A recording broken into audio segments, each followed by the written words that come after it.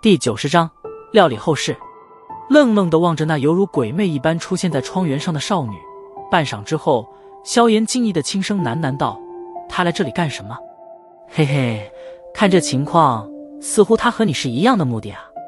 药老莫名地轻笑道，眉头微皱了皱。萧炎将身体完全地缩进阴影之中，旋即有些迟疑地在心中询问道：“薰儿的实力怎么变得这么强横了？看他先前出现的速度，恐怕不会弱于一名大斗师吧？他的真实实力的确是你平日所见到的，不过现在的他明显是动用了一种秘法，使得自己在一段时间内提升了实力。以他的身份背景，拥有这种神奇的秘法并不稀奇。”药老淡淡的笑道。闻言，萧炎略微愕然，旋即苦笑了一声，心头对薰儿的神秘背景再次发出无奈的感叹，摇了摇头。